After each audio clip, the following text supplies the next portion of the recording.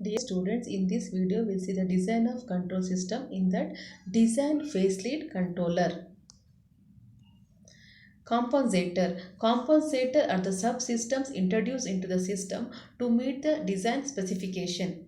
The desired behavior of the system is specified in terms of transient measures and the steady state error. The compensation may be cascaded or feedback. So in the figure, we can see the cascaded system, first block diagram, and the second block diagram will be the feedback.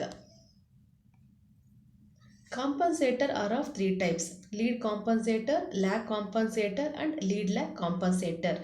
Now we'll see one by one. So first we'll take it as a lead compensator. So lead compensator of the transfer function of the form GC of S is equal to S plus ZC divided by 1 plus PC. This is equal to S plus 1 by 2 and 1 plus 1 by alpha into tau. So alpha is equal to ZC by PC. So that value should be less than 1 and tau value is greater than 0. So now already I told in the previous slide, Z is nothing but the zeros values and P are the poles. So pole is located to the left of 0. So this lead compensator improves transient response and the stability margin, increases system error constant by limited range.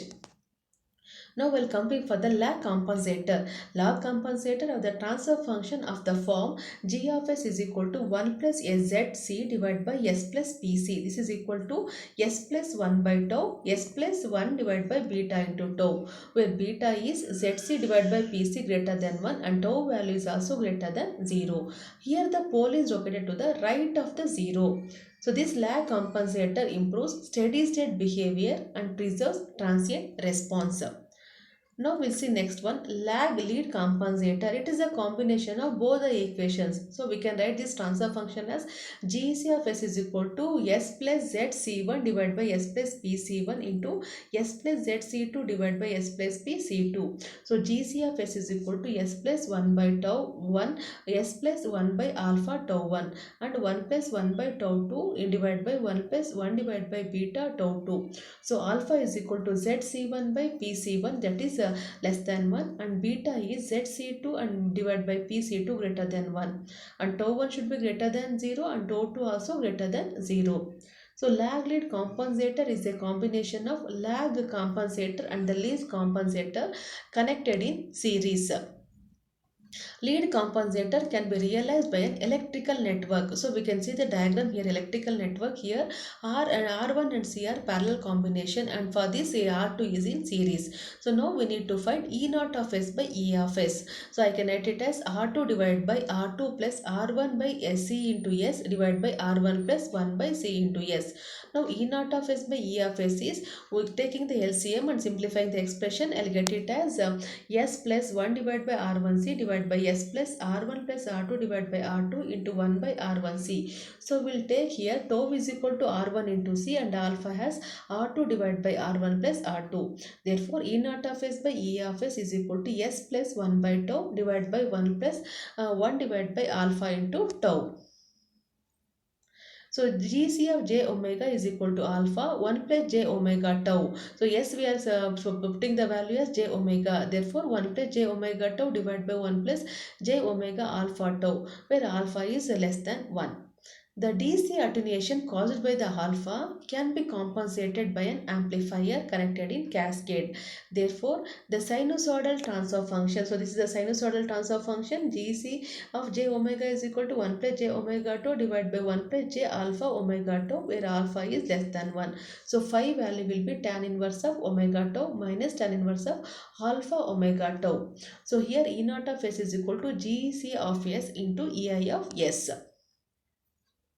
So phi is equal to tan inverse of omega tau minus tan inverse of alpha omega tau. Since alpha is less than 1, the output leads the input under the steady state condition. Hence the name of lead compensator, that is tan alpha is equal to omega tau minus alpha omega tau divided by 1 plus alpha omega square tau square. The frequency omega m at which maximum phase shift occurs is given by the solution d phi by d omega is equal to 0. So differentiating the above phi equation, will get it as d into tan inverse of omega tau minus tan inverse of alpha omega tau divided by d omega is equated to 0. Therefore, I will get omega m value is 1 by tau into square root of alpha is equal to square root of 1 by tau 1 by alpha tau. That is, omega m is the geometric mean of two corner frequencies. The maximum phase state phi m is given by tan phi m is equal to omega m tau into 1 minus alpha divided by 1 plus alpha omega m square tau square. Now 1 by tau square root of alpha into tau 1 minus alpha divided by 1 plus alpha 1 by tau square into alpha into tau square. So after simplification, it is 1 minus alpha divided by 2 into alpha. Therefore, sin phi m is equal to 1 minus alpha divided by 1 plus alpha. Cross multiplying and solving the above equation, sin phi m plus alpha sin phi m is equal to 1 minus alpha. So alpha into 1 plus sin phi m is equal to 1 minus sin phi m. So alpha is equal to 1 minus phi m divided by 1 plus sin into phi m. The magnitude of GC of j omega at omega is equal to omega m is G's magnitude of GC of j omega is equal to 1 plus j omega tau omega m tau divided by 1 plus j alpha omega m tau that is equal to 1 by square root of alpha. So the magnitude of GC of j omega at omega is equal to omega m in decibels is given by, so magnitude of 20 log 1 by square root of alpha is equal to 10 log alpha. So design of lead compensator, the specification, system error constant and the phase margin. So here the step 1 is determine the open loop gain K required to satisfy the specified error constant. Second one, using this value of K, draw the magnitude and the phase Bode plots.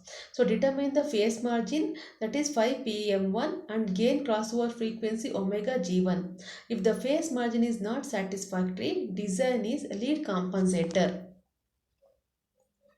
Step 3, determine the phase lead required, that is phi L is equal to phi S minus phi PM1 plus epsilon.